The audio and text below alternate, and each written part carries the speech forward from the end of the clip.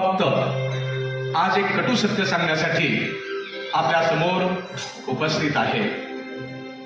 ऐका, आजचा माझा समाज हा दबलेला कमी आणि फुटलेला जास्त आहे. ही फूट शत्रूने पाडलेली नाही, ही फूट आपण स्वतः निर्माण केलेली आहे.